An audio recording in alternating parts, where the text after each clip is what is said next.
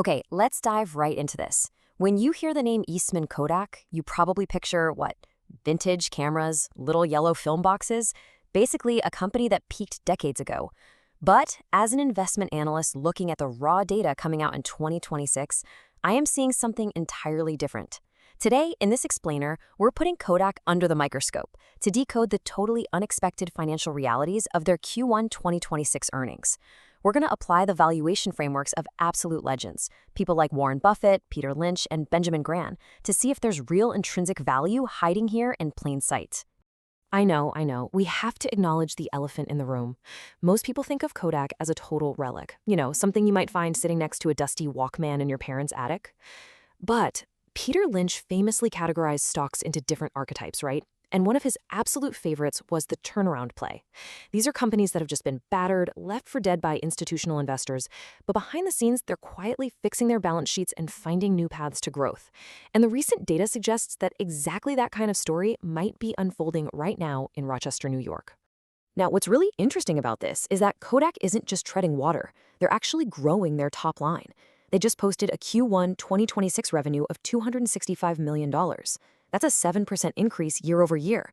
And actually, what's even more impressive, this marks 3 consecutive quarters of year-over-year revenue improvement. For a company that so many analysts just completely wrote off, establishing a consistent pattern of growth like that, well, it's a massive, flashing signal that the underlying business mechanics are really shifting. Section 1. The two engines. Print versus AMC. To truly value this stock, we can't just plug numbers into a simple discounted cash flow model and call it a day. We have to look under the hood. On one side, we have the legacy print segment. This is your commercial printing plates, inks, services. It's massive, but historically, it's a declining industry. On the flip side, we have AMNC, or Advanced Materials and Chemicals. This is their high-margin, rapidly growing segment focusing on industrial films, pharmaceuticals, and advanced materials. If Warren Buffett were looking for an economic moat here, that sustainable competitive advantage he loves, he definitely wouldn't find it in legacy print. But he might just see the seeds of a highly specialized moat taking root in the AM&C division. Let's break down the exact revenue split. Print still brings in the lion's share of cash at $180 million, and surprisingly, it actually managed to grow 9% this quarter, mostly thanks to better pricing. But AM&C, coming in at $76 million, is the vital growth engine that management is essentially betting their entire future on. While it only grew 3% this specific quarter, S&P Global noted it jumped a massive 17% overall in 2025. This is the segment that has the potential to dramatically alter Kodak's valuation multiples down the line, assuming they can scale it. Section 2. The Q1 2026 Profit Paradox. So when you open up their SEC filings, you immediately hit a really confusing contradiction.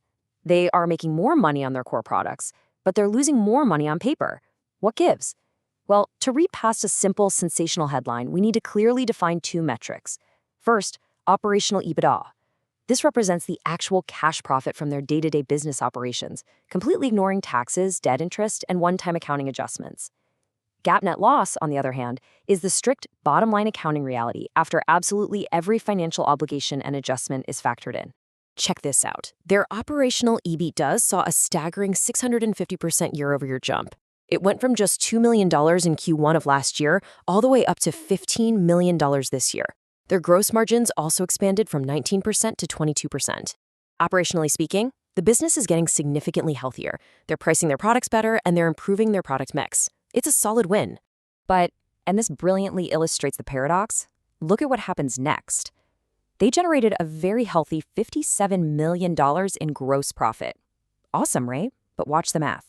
You subtract $6 million in interest expense, and then another $14 million in super complex pension and debt adjustments. Add in taxes and a few other miscellaneous charges, and poof, that operational win is entirely whittled down into a $16 million net loss. If we were running Benjamin Graham's defensive investor checklist right now, which strictly demands earnings stability, Kodak would fail right here on the spot. The operational core is strong for sure, but the financial structure dragging behind it, it's incredibly heavy. Section 3. Surviving the debt burden.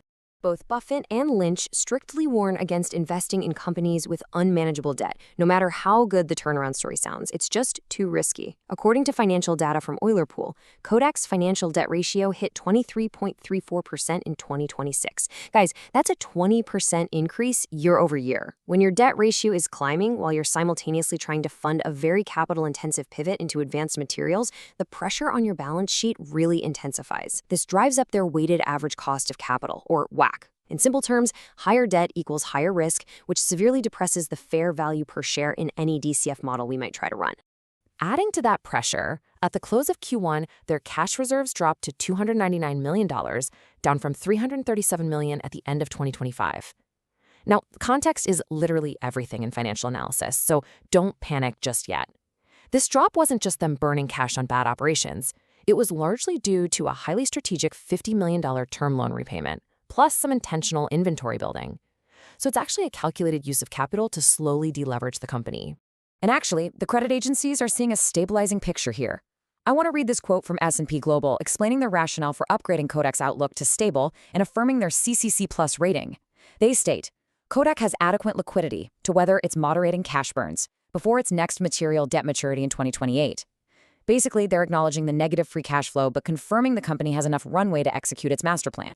Section 4. The race against time.